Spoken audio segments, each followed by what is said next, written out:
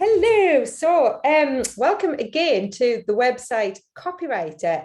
In this episode, I have the lovely Lucy Beddall here, who is a marketing consultant, a very, very experienced marketing consultant, I have to say. And we met through a mutual connection, a web designer, when Lucy was having her website redesigned. And I have to say, it is absolutely a beautiful website. The finished result, it is really, really, really lovely. I was so loved the email that you sent me with the link, and it was such a lovely thing to see. Yeah, we're going to talk about what it is like to be on the client side of the web design process, and also all of your amazing knowledge and marketing experience.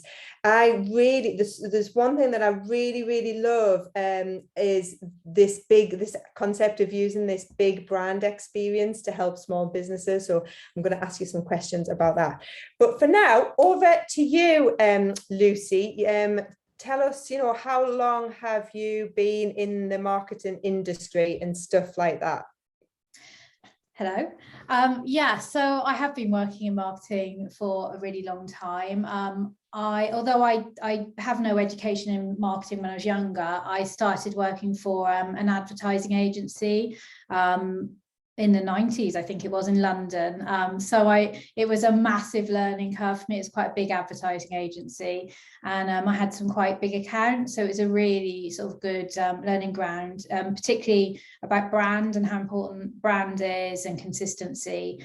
I was very lucky to work on TV advertising and print and press and direct mail. I kind of did that. And then when I had my daughter, I left London, moved home to Swansea, and I did a performing arts degree, which was quite random, but was absolutely brilliant. And then I kind of did a bit of arts marketing. I did some teaching on arts marketing, and then eventually I kind of got my way. I think I'm good at marketing, so I kind of just ended up, the acting fell by the side, and then I started working in marketing. As I work part-time for university, doing marketing for them, but I've also worked freelance and then set up my own business as a marketing consultant, so working with loads of different types of clients, really.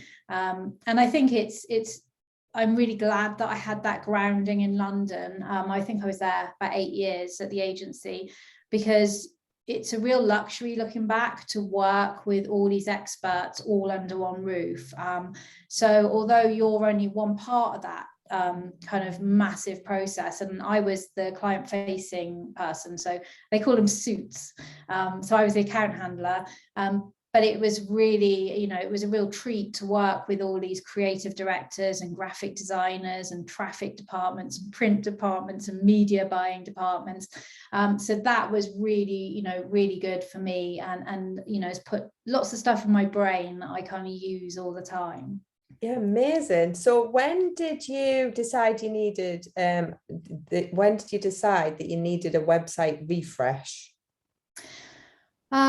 This is like a really embarrassing story, I think, because I spend my all day, every day, talking to clients about how important branding is and the website. And I think websites were massive when they came out, and I think they kind of became less important for a little while, and then people tended just to stick, like their annual report on their website, and that was it.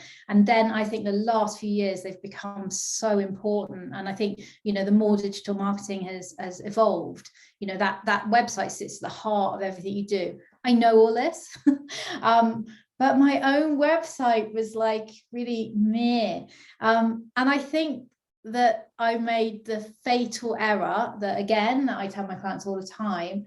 I think I did the website too soon. I hadn't thought through who I was, what I was offering, what I was, what I wasn't. And I kind of just started this website.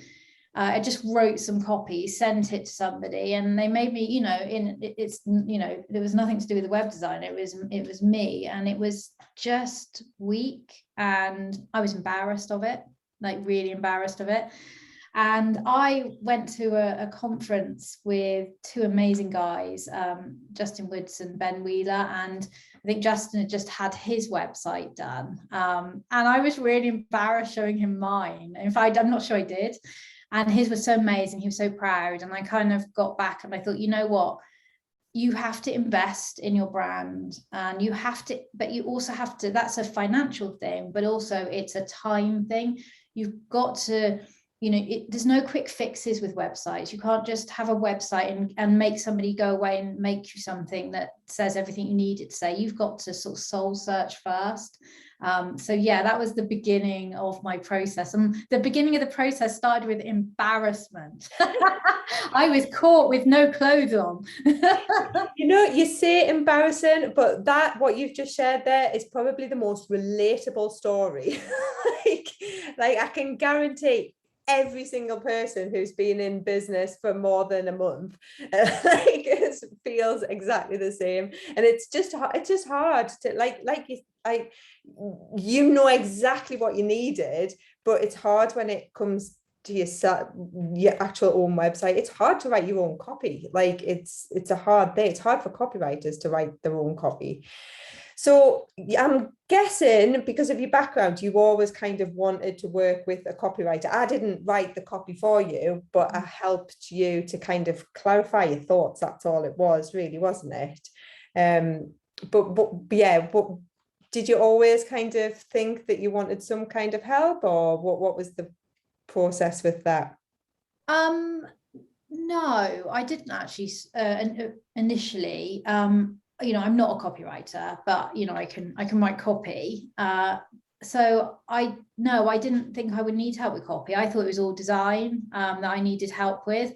And actually, again, it was that wrong mentality that I kind of just expected somebody else to, kind of sort it out. And as part of the process, with my new website, I was introduced to you, and it was a bit like a revelation, like the hour we had. And I was like, I realized how I'd missed out that process of really thinking about, what you're saying, what you're offering, and who you're offering it to. I think it's like sometimes you imagine your clients and it's like you're drunk and they're just this fuzzy thing, like they're there, but you don't really take that time to identify them. And I think that was really important. And one of the problems with my website, my original website, was I was trying to be too many different things to everybody. And I think I was doing myself a disservice. I wasn't kind of owning what my skills are, really. I was like, well, I can do this and I can do this. And it wasn't clear. And I think I find it very off-putting when I see websites that they're offering everything and they're not clear sometimes that some of those things are working in partnership with other people using other agencies. So clarity was something that you talk about a lot, and that I think I realized then that was going to be really important. So obviously after our hour, I was like, no, you're not going. So I signed up for your course. That was absolutely brilliant, because I think I'm a very energetic and creative person, and I like to do things very fast, and I'm like, yeah, let's do this. And you kind of made me like, you were like, stop, this is, you need to go through this process. You can't just jump to the end without going through it. So I had to like be really strict with myself, and like I'd be sitting there like really going through your process, which is excellent.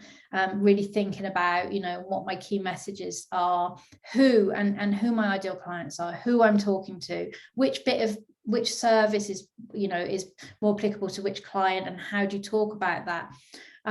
And another thing that you said again, which really helped me, was actually after the course, and then I got you back again to go through my copy, was that sometimes we're not bold enough in what we say. And it's almost a bit apologetic, where you're too afraid to say, no, I'm really good at this. I've got a lot of experience in it. It's almost like, well, I'm quite good at this. And, maybe if you'd like to work with me, maybe we could do this. And it's like, well, no, really own what you're saying. And again, that was quite a revelation. I'm great at doing it for other people, but not so myself, which is strange, because I'm quite a confident person. But it's about the language that we use, I think. And, that was really helpful working with you on that. Again, very relatable problem. I think, even copywriters have this block when it comes to writing their own copy, and you've got to be very self-aware to kind of look and go, actually, I need to take out those just maybe I can help you. I could possibly work with you and make it more confident, because you are confident and you know absolutely all of the experience you've got. That's it, speaks for itself.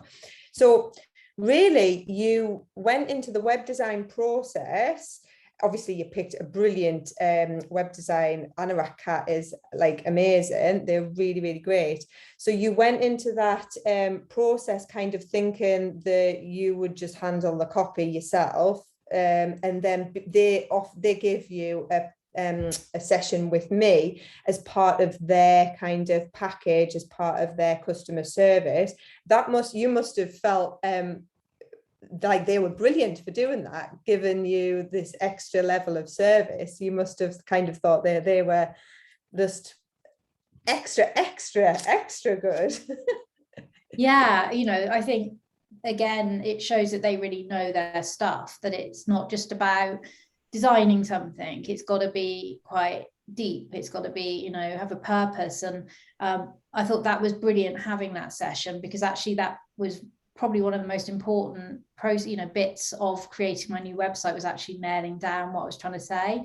And they also I had an hour with a branding expert as well, Lucy Gray, from Paper Aeroplane. She was really good, because although I love my logo, it was there wasn't enough depth in it, and she really helped me really sort of widen and give texture to my brand guidelines. I also had a session with an SEO expert as well. So it's all these things that sort of made me think. But one thing I think as well that helped working with you was it's about nailing what you do, what you don't do. But I've never been able to categorize what I do in categories, like, for example, big agencies will have design, and they'll have media, but, they'll have different sort of services. And I found that quite difficult. And through the process of working with you, I really nailed what my categories are. And also part of me getting there was you helping me actually think, well, potential clients are not particularly interested in, well, they are interested in me, but they're not interested in me just telling everybody what I've done and what I can do. It's all about understanding what their problem is and really getting into their mindset that, and thinking, well, what would their barriers to using somebody be? How do I understand what they're thinking? And that, through that, I worked out actually what I offer them and what I can do. And, and actually I've taken off about 20 things off my list of things that I offer people. I don't do design. I can work with designers, but, and it's those things, and really owning what you can do, and sort of, really publicizing that. So that was a really helpful process. So I probably found the copywriting bit the most useful for me, because I didn't really know what I was offering, I think, or I certainly wasn't able to clarify it. So that was helpful. So many people will say that to me, that it's never just copywriting. It's so much more than that. It's so much deeper, because to write clear copy, you need to have that clarity yourself.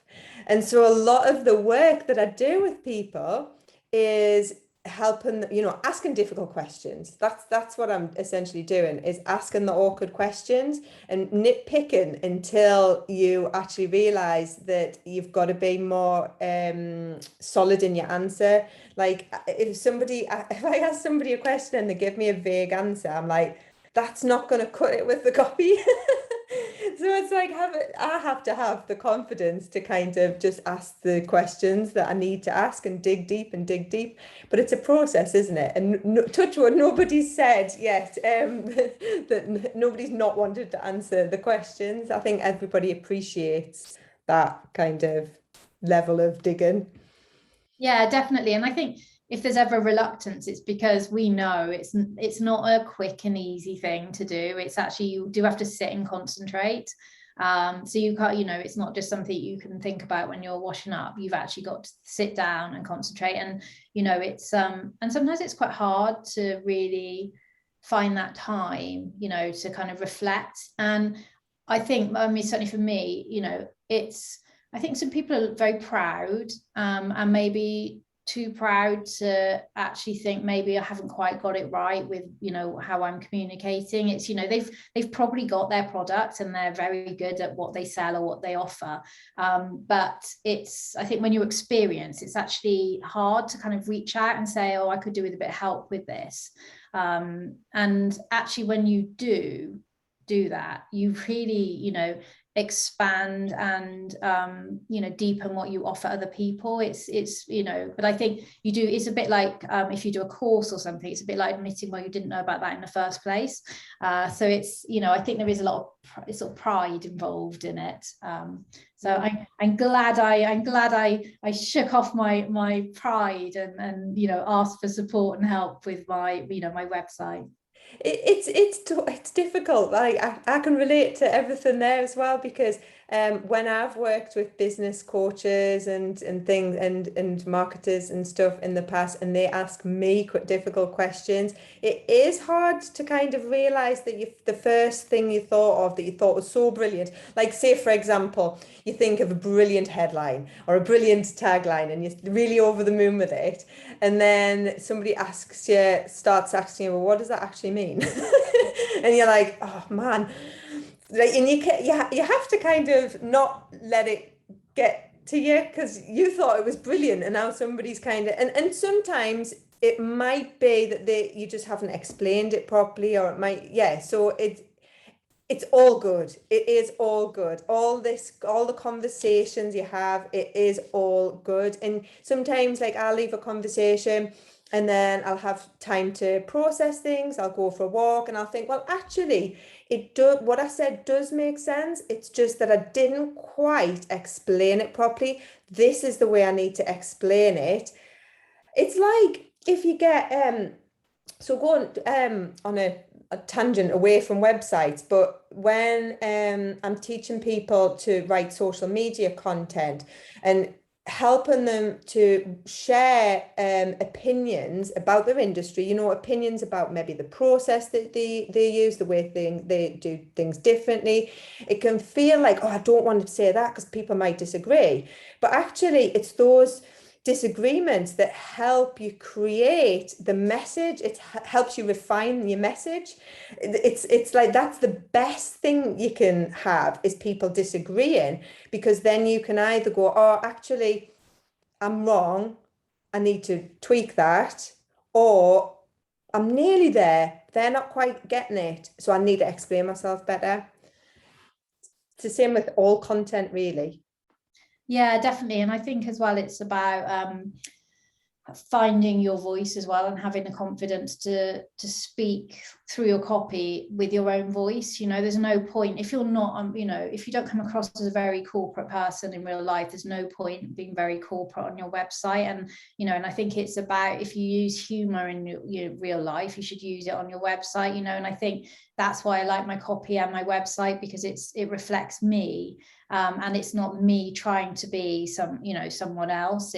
And I think once you've got that confidence, people are more interested in those, whether you use images or colors or your language. People are more interested if it sounds genuine, and and they're more likely to kind of engage with you. I think people, especially these days, because there's so much going on online, people are sort of screaming for everyone's attention. I think people are getting really good now at kind of sniffing out things that are not authentic, or you've got websites that offer to do a million trillion things, but it's only one person. And I think it's finding that authenticity is very important. Yeah, absolutely. Authenticity, it's a funny one, because it can feel hard to be authentic, but all you have to do when you're feeling like that is just tap into what you're actually thinking and say that. It's a skill that you have to practice, which is a weird thing, but because how is it hard to be authentic sometimes? But I think it's like you have to take away that barrier between you and the words that you write. So, relaxing into it and ignoring the voices that are saying, well, it should be like this, or what happens if this person reads it and doesn't like this bit, and thinking, right, well, actually, I know myself, I am going to write the words in my head because I know that they will resonate with the right people. And like you've totally cracked it with your website copy. Like it's so you. It's got all the lovely bubbly energy and everything, and it's just works so well. And yeah, I really do love it. I think you've done such a good job with it. How does it feel now? Um, so it's been a few months, hasn't it, since it went live?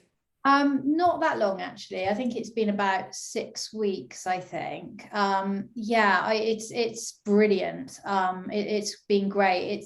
It's already, creating a lot more impact than the old one did, probably because I'm more, I'm not hiding it. And I've already had, I think, 2 inquiries of people to follow up with in September. And it's not just changed like how I visually represent myself. I think it's given me a lot more confidence in my business and going forward with where I'm going, because it's quite a jump, because I was freelance before and it felt more like a dibble dabbling kind of life, and then to sort of set up a business, and it's been quite a big process, but I'm so much more clear about where I'm going, and what I want, and who I want to work with as well, because life's too short. So if you want to match up with clients that you love and they love you, and you can work really well together. So I think that my website sells and represents what I offer myself really well. So they're not expecting one thing to walk through the door and then it's me. I think that's really important. So yeah, I feel I think it's kind of nailed, and that's really good. So yeah, come September now, I can go, I'm going to the conference again with Ben and Justin, and it'd be really nice now to have this website, and it's really nailed. And when people ask me questions, which they did on the conference about my business, I won't be like, I'll actually say, oh yes, let me show you this bit of my website. So yeah, Love it. it's So really good. tell me and everybody else watching your mission and how you use this big brand experience and why you want to help small businesses specifically. Yeah, so I think sometimes with small businesses and sole traders that we approach it and perhaps think too small, or that that kind of importance of brand isn't as applicable to them as it would be to a massive bank. And I've actually worked on, I think, 2 big banks, one of them with a rebrand, so have all this experience. And I'm kind of on a mission to sort of apply that thinking to help small businesses, because as a small business owner, they often sit there and worry about their marketing. They don't really know where to start, because I think LinkedIn and places like that and Instagram, you go on there and actually it's full of people who seem to be doing really well at what they're doing, and it can be a bit demoralizing, because you think, oh my god, they're really good at that, and they do this, and it's, oh okay, I'll start with LinkedIn and I'll do this, and then make the same mistake I made where you don't start with who you are. And I really want to sort of nurture and work with businesses, to kind of help them sort of set up their identity and then how they communicate that. And people often think that my experience with some of the big clients that I've worked on, that's too out there and that it's too different and it doesn't apply to the small business, but it does. I use my experience from the olden days, with everything I do, and and that's really, really useful. And also it's about making their budgets work for them as well, because again, when you're working for big accounts, or certainly when I did, their budgets were huge, and they wouldn't flinch at certain things that you'd offer. Where obviously a small business, every penny counts, and particularly if they're a sole trader, or they might be a social enterprise. I work quite a lot with social enterprises. It's about, they have to justify that cost. So it's about kind of making them proud of their brand, like I am of mine, and it's I want them to have that same excitement and passion. So yeah, it's weird because lots of people ask me, oh, it must be really weird working for small businesses and working, you know, by yourself when you've had all this team and you've worked on big brands. But actually it feels like the same thing, because I don't feel it's a massive difference. You know, it's the world's changed. There's different ways of marketing now, you know, with social media. Obviously that's you know, it's everywhere, but it's, you know, that means it's more accessible to small businesses. However, I think it's even more important to get it right these days. And I think, you know, whether your marketing does well or not, it's all, you can find out, you've got the data, it's all, you know, you're very accountable for what you do. So yeah, I love my job. I love my job. I love working with different people. I love, you know, I love marketing. So yeah, I think I just want people to feel proud and get excited and see those results. And that's really important to me.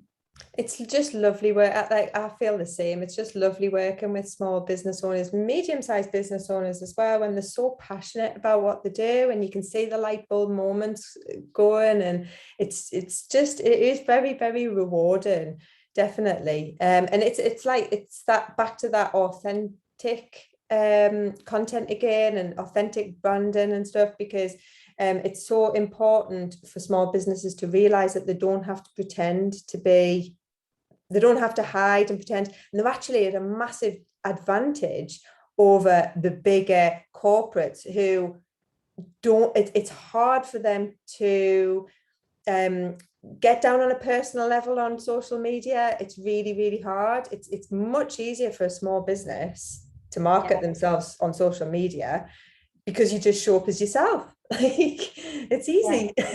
And I think that people are scared to do that sometimes, but actually sometimes the most interesting part of someone's business is that, you know, the people or the person. And you know, I'm working with some manufacturers at the moment, and they're so interesting, and their expertise, and you know, it kind of comes out as you talk to them, and I'm like, wow, that's incredible. You know, that's what we need to talk about. You know, it's you know, finding those things are important. And you know, I've worked with two huge banks, you know, a long time ago, and I won't name them, but you know, one of them was a very, very established bank, and it was very difficult with their marketing because they had such strict guidelines, and you know, they had numerous agencies.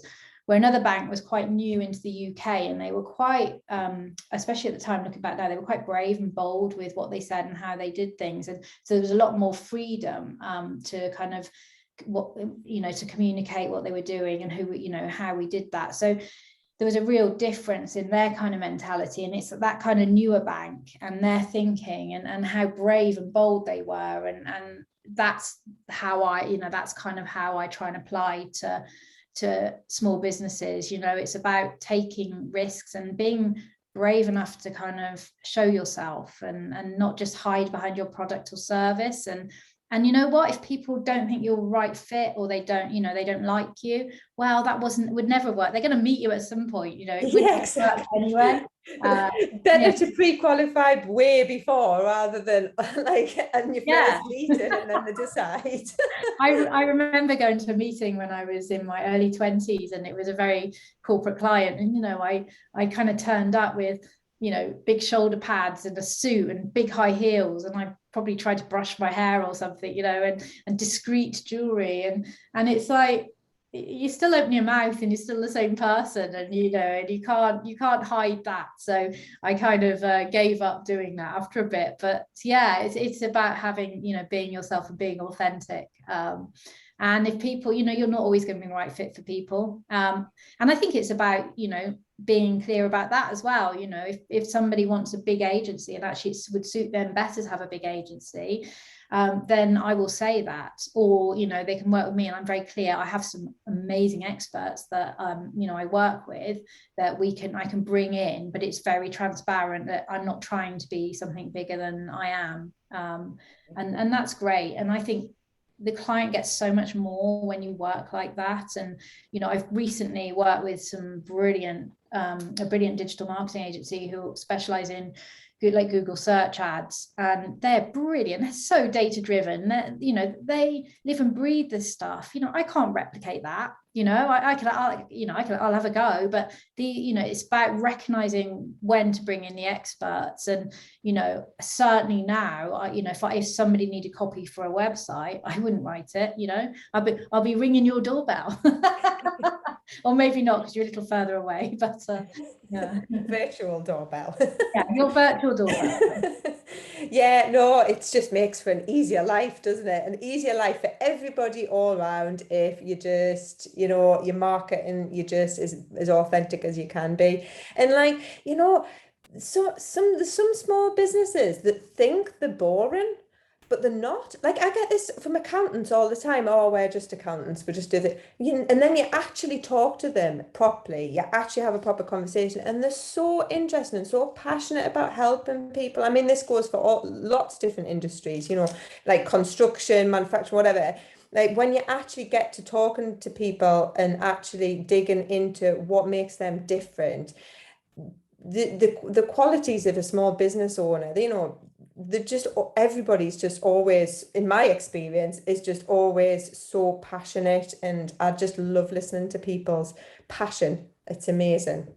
Yeah, and I think when you're working with small businesses as well, you get the chance to become more involved. And I've recently worked on marketing for a new venue, and it was great because you get involved, because one thing I'm very passionate about is the customer experience. It's that kind of, sometimes we neglect that. We're so hot on making sure that our marketing is right and our social media and everything, we forget about the basics. And I was working with them on that, and that was really exciting, being in a venue and looking at that customer journey as they walked in, and just helping them plan nights, and those, you really jump in, and you kind of, sometimes I forget I don't work for that company. I really like being that involved in it. It's great because it's like, I call it method marketing. I think I read an article once about method marketing, where you really make that effort to go in and be the customer and to experience it. And I think the more you do that, the more you understand about that business, and where the opportunities lie, and where your efforts are best spent, so you're kind of more productive with your time. So yeah, I really enjoy that as well. Getting attached to your clients. I get too attached to my clients as well, because you hear so much great stuff, and you just want to celebrate the successes and things. And yeah, that's dangers of the dangers of working with small businesses, is you get very attached. And you have to remind yourself you don't actually work for that company. Yeah. When you say, why haven't I got a staff discount card? Actually, the last place was very kind and let me have a discount on the teas and coffee, so that was very kind. Yeah, there's always those kind of perks as well. Brilliant. Well, I've absolutely really thoroughly enjoyed chatting with you again, Lucy. It's been really lovely. Thank you so much. Is there anything else that you wanted to add, or anything? No, I think it's just, if there are people out there, regardless of what your industry is, and you have been thinking that your website, or even all your brand and branding, needs to be looked at. And it's never too late to kind of reflect and refresh, and also not to be too proud to call in other experts and get it in. But it's definitely worth the investment of your money and your time, definitely, because it's kind of sets you up ready to go. So definitely, now is the time. Websites are really important, and now's the time to kind of look at it.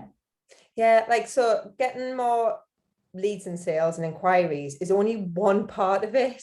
There's so much more, like what we've talked about today, like the building your confidence, and not just because you can say, oh, here's a website that looks good, but building your confidence in your business and what actually it is that you offer, how you package your services, what your USP is. Like, all of these things just have a massive impact in the long term on your business. Definitely. Absolutely. Well, that is super. So what I'm going to do is I'm going to drop a link to your LinkedIn and your website below this video. So if anybody wants to connect with you and have a check out of your website. But other than that, I am going to say bye, and remember to subscribe if you've enjoyed this video, because there's lots more content coming soon. Right. Okay. Bye. Bye.